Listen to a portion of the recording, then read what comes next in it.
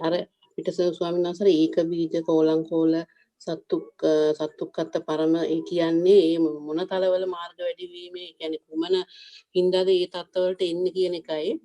අනික තමයි මේ සත්තුක්කත්ත පරම පුද්ගලයාට මේ දැන් ඔය භව පූර්ණේ කරන්න මේ භව 7ක් දක්වා දික් වෙන්නේ ඒක වීරිය වැඩිීමේ මොකක් හරි මදිකමක් හින්දාද කියලා දැනගන්න. හොඳ ප්‍රශ්නය. ශ්‍රද්ධා, වීර්ය, සති, සමාධි, ප්‍රඥා. සෝවාන් පුද්ගලයෝ තුන් දෙනාගෙන් ශ්‍රද්ධා, වීර්ය, සති, සමාධි, ප්‍රඥා දුර්වලම කෙනා තමයි සත්තුක්කත පරම කෙනා. ඊළඟට ශ්‍රද්ධා, වීර්ය, සති, සමාධි, ප්‍රඥා ඉන්ද්‍රිය ධර්මයන්ගේ ඒ වර්ධනය මධ්‍යම මට්ටමින් පවතින කෙනා තමයි කෝලංකෝල සෝවාන් පුද්ගලයා.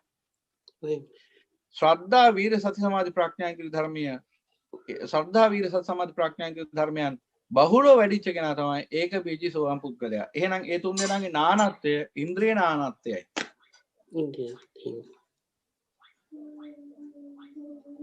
ඒක තමයි ඒකට උත්තරේ. එහෙනම් හැම කෙනෙක්ම උත්සාහ ගන්න ඕන ඒ ඉන්ද්‍රියන් ප්‍රබලව වඩන්න. දැන් ඕකෙම නානත්වයක් තියෙනවා අනාගාමී ඵලයේදී. දැන් ඔබතුමියට මං හිතන්නේ ප්‍රශ්නේ ඇහුවේ නැතුවට ඒකත් දැනගන්න එක හොඳයි. අනාගාමී ඵලයේදී අනාගාමී බ්‍රහ්මයෝ 5 දෙනෙක් ඉන්නවා. අනාගාමී ඵලයටපත් වෙලා සුද්ධාවාසී උපදින බ්‍රහ්මයෝ 5 දෙනෙක් ඉන්නවා. දැන් ඔන්න ඕක දැනගන්න ඕන. සුද්ධාවාසී බ්‍රහ්මයෝ 5 දෙනෙක් ඉන්නවා. ඒ 5 දෙනාගේ වෙනස තමයි අන්තරා පරිනිබ්බාය, උපහච්ච පරිනිබ්බාය, අසංකාර පරිනිබ්බාය, සසංකාර පරිනිබ්බාය, උද්දංසෝත අකනිටා. මේ 5 දෙනාගේ වෙනසක් තීරණය වෙන්නේ මෙන්න මේ ඉන්ද්‍රිය ධර්මයන්ගේම නානත්වය අනුව. මේ යම්කිසි අනාගාමී ඵලයේදී කෙනෙක් මිය යනවා. ඒ අනාගාමී ඵලයේදී කෙනෙක් මිය යනකොට ඒ මිය යන පුද්ගලයාගේ ඒ මිය යන ආර්ය ශ්‍රාවකයාගේ ඉන්ද්‍රිය ධර්ම ශ්‍රද්ධා, වීර්ය, සති, සමාධි, ප්‍රඥා ඉන්ද්‍රිය ධර්ම තීක්ෂණ මට්ටමින් වැඩිලා තිබුණා. තියුණු මට්ටමින් වැඩිලා තිබුණා. ඒ අනාගාමී උත්තමයා අන්තරා පරිනිබ්බාය කියන කෙනා බවට පත් වෙනවා. අන්තරා පරිනිබ්බාය කියන්නේ ඔය අවිහ අතප්ප සුදාසි සුදාස අකනිටා කියන බ්‍රහ්ම ලෝක පහෙන් එහෙක ඉපදිලා. එහි ආයු කාලය ඉතාම සුළු කාලයක් ගත කරලා. ඉතාම සුළු කාලයක් එක ගත කරලා හැබැයි මතක තියාගන්න ඕන වර්ෂ කෝටි ප්‍රකෝටි ගාණක් තියෙනවා ඒ ආයුෂ. ඒ ආයුෂත් එක්ක සංසන්දනය කළාම සාපේක්ෂව බැලුවාම ඉතාම සුළු කාලයක් එහි ආයුෂ ගත කරලා නිරායාසයෙන් පරිනිර්වාණයට පත් වෙන උත්තමයා. ඊට කලින් අපි පොඩ්ඩක් ඒ සුද්ධාවාස බ්‍රහ්ම ලෝක වල ආයුෂක් දකින්න එපා. අවිහ කියන පහළම තියෙන බ්‍රහ්ම ලෝකයේ ආයුෂය මහා කල්ප 16යි. මහා කල්ප 16ක්. මහා කල්ප 16ක් කියලා කියන්නේ මහා කල්ප 16ක් කියලා කියන්නේ මේ මහ පොළොව ධාතුව දහස් වතාවක් හටගෙන පැවතිලා විනාශ වෙන්න යන කාලේ. මහ පොළොව ධාතුව දහස් වතාවක් හටගෙන පැවතිලා විනාශ වෙන්න යන කාලයට කියනවා මහා කල්ප 16ක්. දැන් එතකොට ඒක පෘථිවි වර්ෂ වලින් කොච්චරද කියලා බලන්න ඕන නම් අන්න අපිට සිද්ධ වෙනවා මෙන්න මෙහෙම ගණිතයක් හදාගන්න. කොහොමද? මහා කල්පයකට දිනවා අසංඛ්‍ය කල්ප 4ක්. විවට්ට, විවට්ටමාන, සංවට්ට, සංවට්ටමාන කියලා. අසංඛ්‍ය කල්ප 4ක් තියෙනවා එක මහා කල්පයකට. එතකොට එක අසංඛ්‍ය කල්පයක තියෙනවා වර්ෂ 1.141 සංඛ්‍යාවක්. ඒකයි අසංඛ්‍ය කිව්වේ. මම ඉස්සරහත් කිව්වා. එහෙනම් 1.140 වැඩි කිරීම 4. එතකොට එනවා මහා කල්පයක වර්ෂ ප්‍රමාණය. ඒක වැඩි කරන්න ඕන 10. එතකොට එනවා අවිහ කියන සුද්ධාවාස බ්‍රහ්ම ලෝකයේ ආයුෂ ප්‍රමාණය. හිතා ගන්න පුළුවන්. පොඩි කෙලෙසයක් නිවා ගන්න බැරුව සංසාරේ තව තැත් ගහින්න වෙන කාලේ 1.140 වැඩි කිරීම 4 වැඩි කිරීම 10 අවිහ කියන බ්‍රහ්ම ලෝකයේ තියෙන වර්ෂ ප්‍රමාණය පෘථිවි වර්ෂ වලින්. එහෙනම් අවිහ කියන බ්‍රහ්ම ලෝකයේ සුද්ධාවාස බ්‍රහ්ම ලෝකයේ තියෙනවා ආයුෂ මහා කල්ප 10ක්. අතප්ප කියන ඊට උඩින් තියෙන බ්‍රහ්ම ලෝකේ තියෙනවා ආයුෂ ප්‍රමාණය මහා කල්ප 2000ක්. සුදස්ස කියන සුද්ධාවාස බ්‍රහ්ම ලෝකේ තියෙනවා ඊට උඩින් තියෙන බ්‍රහ්ම ලෝකේ ආයුෂ ප්‍රමාණය මහා කල්ප 4000ක්. සුදස්සේ කියන ඊටත් ඉහළින් තියෙන සුද්ධාවාස බ්‍රහ්ම ලෝකේ තියෙනවා ආයුෂ ප්‍රමාණය මහා කල්ප 8000ක්. අවසානයේ උඩින්ම තියෙන අකනිටා කියන බ්‍රහ්ම ලෝකේ සුදස්ස අකනිටා කියන සුද්ධාවාස බ්‍රහ්ම ලෝකේ තියෙන ආයුෂ ප්‍රමාණය මහා කල්ප 16000ක්. එහෙනම් අවිය 16යි ඒ වගේ දෙගුණයක්, අතප්පේ 2000යි ඒ වගේ දෙගුණයක්, සුදස්සේ 4000යි ඒ වගේ දෙගුණයක්, සුදස්සේ 8000යි ඒ වගේ දෙගුණයක්, අකනිටාවේ 16000යි. එහෙනම් ඔය අනාගාමි ඵලයේ ඉඳලා මිය යන බ්‍රහ්මයා, අනාගාමි ඵලයේ ඉඳලා මිය යන කෙනා සුද්ධාවාස බ්‍රහ්මයෙක් විදිහට උපදිනකොට ඔය පහෙන් එහෙක උපදිනවා. ඔහුගේ කර්මානුරූපව ඒක අපිට කියන්න බෑ කොයි බ්‍රහ්ම ලෝකෙද කියලා හරියටම කියන්න බෑ. හැබැයි ඔය පහෙන් එහෙක උපදිනවා. අන්තරා පරිනිබ්බාය කෙනා, ඒ උපදින කෙනා අන්තරා පරිනිබ්බාය කියලා කියන්නේ ඇයි? අතරමැද නිවන් දකින්නවා කියන එක නෙවෙයි ඒකේ තේරුම. ඒක උපමාවකින් බුදු පියාණන් වහන්සේ පෙන්නනවා අර කිනිහිර කියලා එකක් තියෙනවා කම්මලි. ඕකට තියලා යකඩ තලනකොට අර ගිනි පොලිඟු පනිනවා එළියට ගිනි මල්. මෙන්න මේ විසි වෙන ගිනි මල්, ගිනි පොලිඟු මල් ඕක ගිහිල්ලා වැටෙනවා බිමට. වැටිලා ඊටාම සුළු කාලයක් තියලා නිවිලා. මෙන්න මේ උපමාවෙන් පෙන්නනවා අන්තරා පරිනිබ්බාය බ්‍රහ්මයාගේ පරිනිර්වාණය. ඒ කිව්වේ ඔහු ගිහිල්ලා ඉපදෙනවා ඔය සුද්ධාවාස බ්‍රහ්ම ලෝක පහෙන් එහෙක. ඉපදිලා දැන් ඔබටම පේනවා ඇතිනේ වර්ෂ ප්‍රමාණය. දැන් බලන්නකෝ අකනිටාවේ හදිසියවත් ඉපදුනොත් ඒ බ්‍රහ්මයා ඒ බ්‍රහ්ම ලෝකේ තියෙන ආයුෂ ප්‍රමාණය 1.140 වැඩි කිරීම 4 වැඩි කිරීම 16000. ඒතර වර්ෂ කොච්චරක්ද කියන්න බෑනේ අපිට. වර්ෂ කෝටි ප්‍රකෝටි සතසහස්‍ර ප්‍රමාණයක්. එහෙනම් ඒ බ්‍රහ්ම ලෝකයේ ආයුෂත් එක්ක සංසන්දනය කරාම අපි හිතමුකෝ වසර කෝටියක් ඉඳලා පරිනිර්වාණයටපත් උනේ කියලා. නමුත් ඒ බ්‍රහ්ම ලෝකයේ ආයුෂත් එක්ක සංසන්දනය කළාම ඒ වසර කෝටියක් කියලා කියන්නේ හරියට නිකන් ඒක ගිහිල්ලා ඉපදිච්ච ගමන් පරිනිර්වාණයටපත් වුණා වගේ අවස්ථාවක්. ඒක හරියට අර ගිනි පොලිඟුව බිමට වැටිලා ඉතාම සුළු මොහොතක් තිබිලා නිවිලා ගියා වගේ. ඒක සාපේක්ෂයි ඒ ලෝකයේ තියෙන ආයුෂ ප්‍රමාණයත් එක්ක. එහෙනම් අන්තරා පරිනිබ්බාය කියන බ්‍රහ්මයා ඒ බ්‍රහ්ම ලෝක පහෙන් එහෙක ඉපදිලා ඉතාම සුළු කාලයක් ගත කරලා නිරායාසයෙන් පරිනිර්වාණයටපත් වෙනවා. එහෙනම් එතුමා තමයි අනාගාමි පුද්ගලයා අතර ශ්‍රද්ධා, වීර, සති, සමාධි, ප්‍රඥා කියන ඉන්ද්‍රිය ධර්ම බලවත්ම මට්ටමින් වැඩිලා තියෙන කෙනා. ඒ නිසා එතුමාට ඒ වරප්‍රසාදය ලැබෙනවා.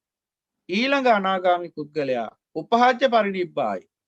ඒ ඊළඟට ඒ අනාගාමී උත්තමයා ගිහිල්ලා ඒ උපහාච්‍ය පරිනිබ්බාය කියන බ්‍රහ්මයා ඔය සුද්ධාවාස බ්‍රහ්ම ලෝක පහෙන් එහෙක උපදිනවා. ඉපදුනහම හරියටම උපහාච්‍ය කියන එක හරියටම ඒ සුද්ධාවාස බ්‍රහ්ම ලෝකේ ආයුෂ කාලයෙන් අඩක් ගෙවෙන්නට කලින් අපි උදාහරණයක් ගමු. ගිහිල්ලා අපි හිතමුකේ බ්‍රහ්මයා උපදින්නේ අකනිටාවේ කියලා.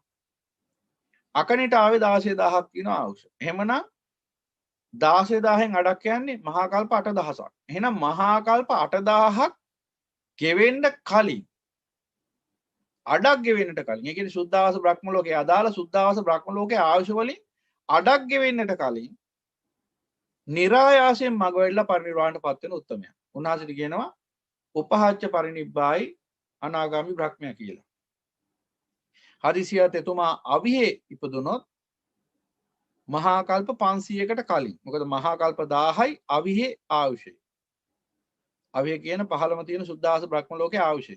එහෙනම් ඒක ඉපදුනොත් මහා කල්ප 500ක් යන්න ඉස්සෙල්ලා නිරායාසයෙන් මග වැඩිලා පරිනිර්වාණයටපත් වෙනවා. ඒ අදාළ බ්‍රහ්ම ලෝකයේ ආයුෂයෙන් අඩක් ගෙවෙන්න කලින්. දැන් දෙන්නයි. අන්තරා පරිනිබ්බායි, උපහාච්‍ය පරිනිබ්බායි. තුන්වෙනි කෙනා අසංකාර පරිනිබ්බායි. අසංකාර පරිනිබ්බායි කියන බ්‍රහ්මයා හරියටම තමන් ඒ ඉපදින බ්‍රහ්ම ලෝකෙන් ආයුෂෙන් අඩක් ගත කරලා ඉතුරු අඩ ගෙවෙන්නට කලින්. අපි උදාහරණ විදිහට අවිහෙම ගමුකෝ. අවිහේ නම් ඉපදුනේ එහි තියෙනවා සුද්ධාවාස බ්‍රහ්ම ආයු කාලේ මහා කල්ප 1000ක්. මහා කල්ප 500ක් ඉක්මවනකන් ඉන්නවා. අඩක් ගෙවෙන්න ඕන. අඩක් ගෙවුනට පස්සේ ඉතුරු අඩ ගෙවෙන්නට කලින්, ඒ කියන්නේ ඉතුරු 500 ගත වෙන්නට කලින් නිරායාසයෙන් මග වැඩිලා අරිහත් ඵලයටපත් වෙලා පරිනිර්වාණයටපත් වෙන උත්තමයා. එතුමාට කියනවා අසංකාර පරිනිබ්බායි අනාගාමි බ්‍රහ්මයා කියලා. ඊළඟ කෙනා සසංකාර පරිනිබ්බායි අනාගාමි බ්‍රහ්මයා. එයා විසුද්ධාවාස බ්‍රහ්ම ලෝක පහෙන් එහෙක ඉපදිලා යම්කිසි ආකාරයකින් අඩක් ආවුෂ ගෙවලා ඉතුරු අඩ ගෙවෙන්නට කලින් ආයාසයෙන් මඟ වඩලා අරිහත් ඵලයටපත් වෙලා පරිනිර්වාණයටපත් වෙන බ්‍රහ්මයා. අර අසංකාර සහ සසංකාර දෙන්නගේ වෙනස අසංකාර අනාගාමි බ්‍රහ්මයා ඒ අදාළ බ්‍රහ්ම ලෝකේ ආයුෂෙන් අඩක් ගෙවලා ඉතුරු අඩ ගෙවෙන්නට කලින් નિરાයාසයෙන් අරිහත් ඵලයටපත් වෙලා මඟ වැඩිලා පූර්ණ වෙලා අරිහත් ඵලයටපත් වෙලා පරිනිර්වාණයටපත් වෙනවා. සසංකාර පරිනිබ්බාය අනාගාමි බ්‍රහ්මයා ඒ අදාළ බ්‍රහ්ම ලෝකෙන් ආයුෂෙන් අඩක් ගෙවලා ඉතිරියට ගෙවෙන්නට කලින් ආයාසයෙන් මඟ වඩලා මඟඵල පූර්ණේ කළ අරිහත් ඵලයටපත් වෙලා පරිනිර්වාණයටපත් වෙනවා. ඒකයි දෙන්නගේ වෙනස. අරයා નિરાයාසයෙන් මෙයා ආයාසයෙන්. නැත්තම් කාලයේ පරාසය එකමයි. ඊළඟට ඒ හතර දෙනා දැන් එහෙනම් හතර දෙනෙක් ගැන සඳහන් කළා. එහෙනම් පස්වෙනි බ්‍රහ්මයා උද්දන් සෝත අකනිට අනාගාමි බ්‍රහ්මයා කවුද? එයා මෙන්න මෙහෙමයි යන්නේ. එයා අවිහෙ ඉපදිලා අවිහෙ 1000ක් කල් ගෙවෙනවා. අවිහෙ ඉපදිලා මහා කල්ප 1000ක් ඒකේ කාලය ගත කරනවා. ගත කරලා එතනින් චුත වෙලා ගිහිල්ලා ආතප්පි ඉපදිලා එතන මහා කල්ප 2000ක් ඉන්නේ. ඊට පස්සේ එතනින් චුත වෙලා ගිහිල්ලා සුදස්සේ මහා කල්ප 4000ක් කල් ගත කරනවා. එතනින් චුත වෙලා ගිහිල්ලා සුදස්සියේ මහා කල්ප 8000ක් කල් ගත කරනවා. එතනින් චුත වෙලා ගිහිල්ලා අවසානයේ අකනිටාවට ගිහිල්ලා අකනිටාවෙත් මහා කල්ප 16000ක් ඉඳලා ආයුෂ අවසන් වෙනකොට පරිනිර්වාණයටපත් වෙනවා. එහෙනම් උද්දාසෝත අකනිටා කියන්නේ යට ඉඳලා උඩට යනවා කියන්නේ. එහෙනම් අන්න බලන්න උද්දාසෝත අකනිටා කියන බ්‍රහ්මයා ගත කරන වර්ෂ ප්‍රමාණය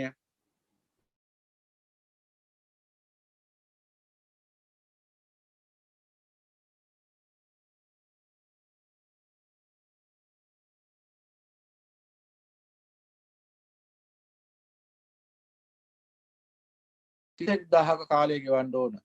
ගාන හදලා බලා ගන්න පුළුවන් නම් 1.140 වැඩි කිරීම 4 වැඩි කිරීම 31000 උද්දාසෝත අකනිටා බ්‍රහ්මයෙන් ගෙවන කාල පරාසය ආවුෂේ මේ රූප රාගය අරූප රාගය ඉක්මවා ගන්න බැරුව රූප කෙරෙහි තියෙන අරූප කෙරෙහි තියෙන එනතන් රූප පිළිබඳ ආස්වාදයක් අරූප පිළිබඳ හේවත් මන ධර්ම පිළිබඳ ආස්වාදයෙන් අත්හැර ගන්න බැරි කි විපාකේ ගෙවන්න ඕන අන්න රාත්‍තර වර්ෂ ප්‍රමාණය අතලඟ තියෙන නිවන වසර කෝටි ගාණක් ඈතට ඇදලා දානවා ඉන්ද්‍රිය ධර්මයන්ගේ තියෙන දුර්වලකම.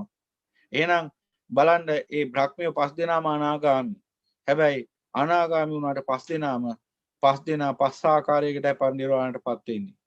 ඔවුන්ගේ කාල පරාසය එකිනෙකාට වර්ෂ වලින් මෙච්චරක් කියන්න බැරි තරම් පරතරයක් තියෙනවා. ඒ පරතරය ඇති කලේ කුමක් විසින්ද? ශ්‍රද්ධා, වීර, සති, සමාධි, ප්‍රඥා කියන ඉන්ද්‍රිය ධර්මයන්ගේ තියෙන නානත්වය, දුර්වලත්වය. එහෙනම් මේක ඔබ පාඩමක් ඉගෙන ගන්න ඕන. එහෙනම් අප්‍රමාදීව අර මුලින් විග්‍රහ කළා ශ්‍රද්ධා, වීර, සති, සමාධි, ප්‍රඥා ඉන්ද්‍රිය ධර්මයන් වර්ධනය කරගත හැකි ආකාරය. එහෙනම් අප්‍රමාදීව ඒ ශ්‍රද්ධා, වීර, සති, සමාධි, ප්‍රඥා ඉන්ද්‍රිය ධර්මයන් වර්ධනය කර ගන්න ඕන. එතකොට අනාගාමී තලයේදී එසේ තත්වයකටපත් වුණත් ප්‍රශ්නයක් නැහැ. ඊළඟට සෝවාන් පුද්ගලයාටත් එච්චරයි. පස්චිම භවික සෝවාන් පුද්ගලයෙක් නම් ඉතින් කරන්න දෙයක් නැහැ 아무තුින් ආයි. මොකද එයා නිවන් දකින්නමයි ඉපදලා තියෙන්නේ. ජාතසෝතපන්න සෝවාන් පුද්ගලයෙක් වශයෙන්. එහෙම නැත්නම් මේ ජීවිතේදීම වීරිය වැඩුවොත් මේ ජීවිතේදීම සෝවාන් ඵලයටපත් වෙලා මග වඩලා පූර්ණේ කරගන්නත් පුළුවන්කම ලැබෙනවා. හොඳට මතක තියාගන්න. මෙතන නියතවාදයක් නැහැ. මොකද බුදු පියාණන් වහන්සේ දේශනා කළේ අප්‍රමාදව අමතපද. අප්‍රමාදී වුණොත් අමරණීය වෙන්න පුළුවන් කියලා. එහෙම නැතුව මෙයාට විතරයි පුළුවන් මෙයාට බෑ කියලා එහෙම පැනෙන්නේ නැහැ උන්වහන්සේ. නියත කාණ්ඩයක් ඉන්න වෙනම. ඒ වෙනමයි. හැමෝම නියත නැහැ. අනියත කාණ්ඩය තමයි වැඩි හරියක් ඉන්නේ. ඒ කියන්නේ අර පස්චිම භවිකයේ වශයෙන් උපදින්නව පිරිසක් ඉන්නවා. ඒ කියන්නේ ඒ කාන්තේ මේ අවසන් භවයේ මේ අවසන් දේහේ ඒ ඇයි කියන්නේ අන්තිම දේහධාරීන් කියලා. අන්තිම දේහධාරීන් විතරයි ඒ පාරමිතාවෙන් පරිනිර්වාණය කරා රැගෙන යන්නේ. අනිත් අය ආයාසයෙන්, වීරයෙන්, වමනාවෙන්, උනන්දුවෙන්, උට්ටානමතෝ සතිමතෝ සුචිකම්මස්ස නිසම්මකාරීනෝ සංයතස්සච ධම්ම ජීවීනෝ අපමත්තස්සේ අසෝබි වඩ්ඩති එයා ලෞකික සැපේ තුල උනත් ලෝකෝත්තර සැපේ තුල උනත් අප්‍රමාදීව කටයුතු කළමින් සිහියෙන් කම්මැලිකම අත්හැරලා කුසීත භාවය අත්හැරලා කටයුතු කරොත් එයාටත් පුළුවන් පරිනිර්වාණය කරා යන්න.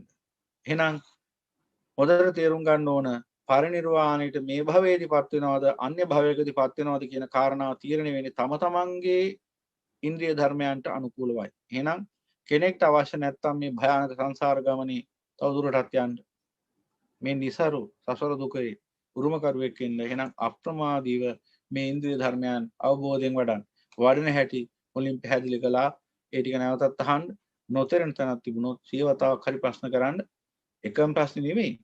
තේරෙන්නේ නැති දේ. නැතුව බොරුවට නිකන් එකම ප්‍රශ්නේ ආයෙ අහන්න නැතුව මේ පැහැදිලි කරපු කාරණාවල යම්කිසි නොතේරෙන තැනක් නොවැටෙන තැනක් තියෙනවා. ඔබට පුළුවන් ඕන තරම් වාරයක් ප්‍රශ්න කළේදී දැනගන්න.